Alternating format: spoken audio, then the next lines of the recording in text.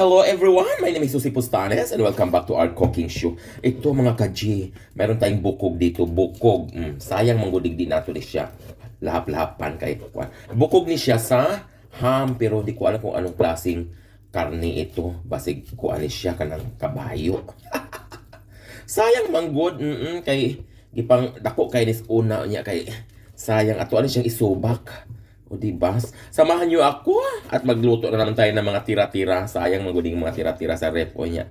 Kanang di manggod maayo o kanang madugay ba sa ref ba. Dali. Now, ilunod natin ang ating bawang. Lagyan niya lang mga kagurang. Kapula-pulahon muna natin ang ating bawang. Okay. Atong sibuyas.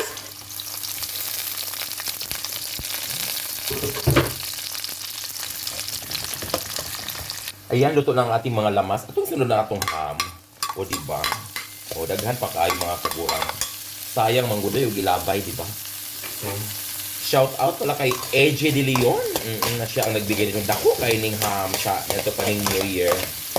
Ito ning girep-rep niya. Ipang bawo na nila ni mga ubang mga laman-laman.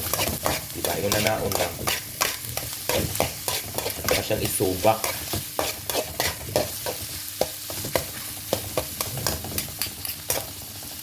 Takpan muna natin ng konti. Ayan.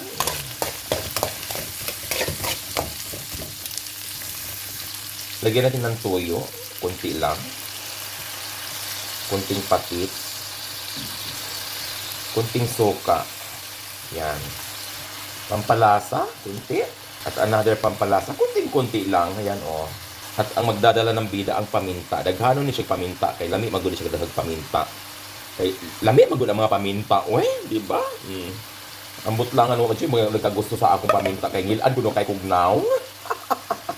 Oh, ato na yung imikos-mikos. Oh, di ba? Lami na kayo. Pwede na siya atong isuwa.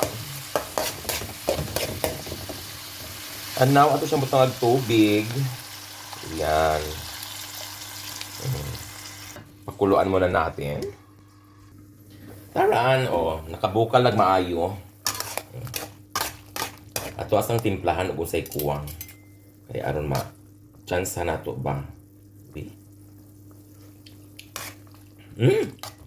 Ano ba? Kalami. Murag kuwang kamay asin. Pero gamay lang kay bawal ra ba nato ang kanang parat. Wa maguli na ko asin ni. Kaya gamay lang. Yan. Okay na siya. Imikos-mekos. Timplahan o usab. Di.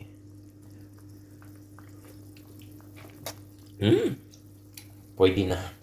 Kunya atong ilod ng atong bihon. Ayan. Diba? Bihon ni siya ha. Dili ni siya pansit. Katong pansit mo man tong kuano. Fresh Mickey. Takpan natin muna. Ayan. Ang atong pansit. Tawagin siyang kung ano mga kagurang. Ay aron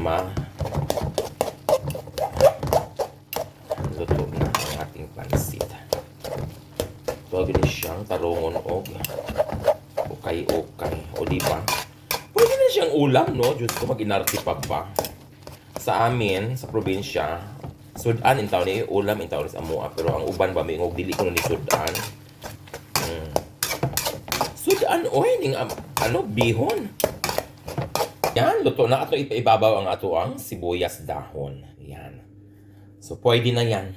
Thank you so much for watching.